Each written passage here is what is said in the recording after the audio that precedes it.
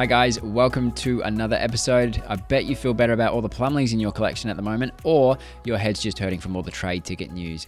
If so, I've got your back. I've simplified this. It's taken me a while to digest, so we're going to break down all the trade ticket news today and try and make sense of it so we know what we're doing in future. And I have to say, I'm not so sure about it. Let's get into the video.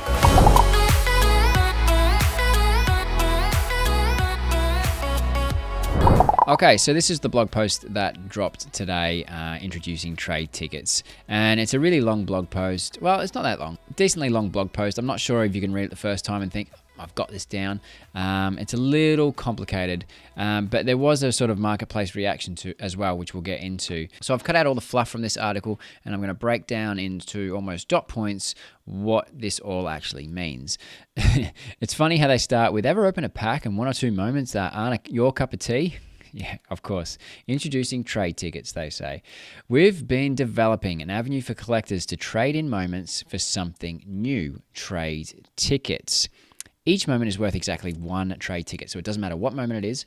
One moment can be traded in for one trade ticket. To acquire exclusive packs that are only available with trade tickets. Okay, so there's going to be exclusive packs that are only for trade tickets, not Dapper. Trading in your moments will be the only way to obtain tickets, as they will not be sold or transferable between collectors. Okay? In the short term, this feature will help us solve one of our most common questions in the community. So Series 1's been a bit of an issue for them lately. They've had a lot in the backdrop. They've had a lot in the back pocket that they haven't released yet. So they've already brought up Series 1 moments, and this is how they're going to redistribute them. And they always positioned it in a way where it was going to be fair for the collector and the platform overall, this and that. Later in the article, they specify that we anticipate that Series 1 reserve packs will require a significant number of trade tickets. So it's not just like you need one trade ticket, you need a number of them. And we don't know what that number is. I don't even think they know yet. We haven't settled on a number for the first reserve pack drop. They go on to say, what better way to kick off the trade ticket system than using it to share a piece of our history with our collectors, the Series 1 moments. We'll have over 10,000 Series 1 reserve packs loaded and covered with moments from early in our beta. About 70% of them will be distributed via the trade ticket queues, with the rest being reserved for future promotion. That's pretty standard. We will start rolling out these packs in the next few months. So not even next week or anything like that.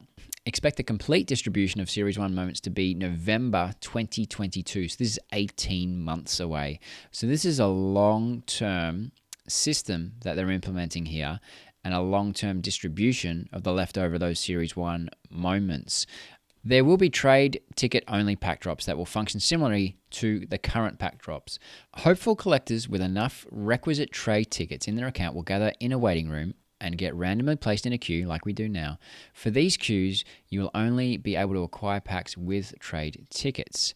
You will not be able to use your Dapper balance or credit card to purchase trade ticket. To mitigate the impact of introducing many highly sought-after Series 1 moments into the economy, we've opted to spread this across out over 18 months.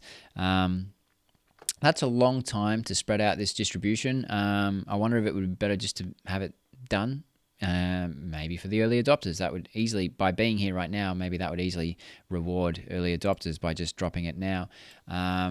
Each of these Series 1 reserve packs will contain one Series 1 base moment with an edition size of 1,000. That's pretty good. And 3 additional Series 1 base moments with edition sizes anywhere between 1,240 and 3,999. So they're good gets, like Series 1. They're good moments. They're worth a bit. Acquiring other packs with trade tickets. Also, collectors will have the opportunity to acquire packs of recycled moments that other collectors had traded in previously. This is where I start to have a problem with this. If you've got moments in your collection that you're not amped on, they're most likely the trash, the bottom drawer, the Plumleys, the Robin Lopez's, all these guys that have no value. And this is what happened in the marketplace. The floor went from $4 to $7 today. People just went straight for the cheap ones that they're not amped on, and now they're collecting those trash moments that are going to be traded in for tickets. Top Shot is then going to have a massive amount of traded in moments, which will be all the moments that people didn't want. And then they're saying that we're going to have recycled packs, and they are going to be full of everyone's dirty laundry. This is my problem with this system. I think we've just encouraged to raise the floor of the marketplace for no good reason. We've encouraged people to hoard to get tickets, not knowing how many that they will need. And if you're getting, say, 20 tickets, 20 times 5. Anyway, they go on. This will allow collectors to redeem their trade tickets for something in the trade ticket queues. Sounds like a rebound pack. Even if they miss out on the marquee items collectors are pursuing. So, I mean, if you're going for Series 1 moments and you end up with all the Plumleys, I'm not sure that's a good consolidation price, because what's going to happen? They're going to open that pack and then dump it back into more tickets for, well, other drops. And it's just going to be this complete regurgitation of people's dirty laundry, I think, unless I'm missing something. We anticipate that Series 1 reserve packs will require a significant number of tickets. We haven't settled on a number yet for the first reserve pack drop. While the packs comprised of recycled moments that other collectors have traded in for tickets will require significantly less trade tickets. Well, I think that left a lot of questions about things. So what happened is Alan went into Discord, and I'm going to credit Jake and Bake on Twitter. Jake and Bake FF, he made some notes on the Discord answering questions that people had, and these are some of those. The first trade ticket pack will release in the summer, Alan said, which is a few months away. The blog did state that. The trade tickets feature also months away. There is no current estimate on how many tickets will be required for the packs. They will release that info closer to the drop. So again, we've got ages away. So buying the floor today, when it's probably going to drop again later, it doesn't make sense to me. So if you weren't on Top Shot today, don't worry about it. I wasn't on Top Shot today. I took some time to digest all of this. And I mean, I'm not feeling that I missed out by buying the floor on the marketplace today.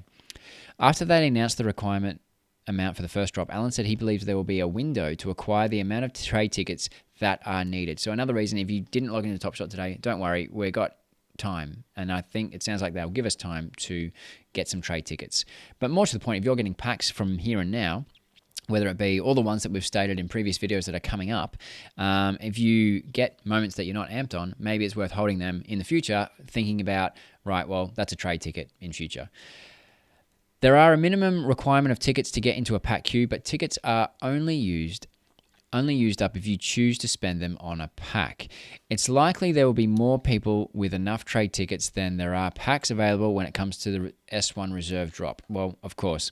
S1, the floor at the moment, in one of the last videos I talked about buying Paddy Mills, and he was pretty much on the floor of the S1, and I got him for $47. I think he went back up to $55. So the floor of Series 1 is that, say $50, just for a nice round number. The floor of Series 2 right now is about $6. It was $4 before this announcement. It did get up to $7.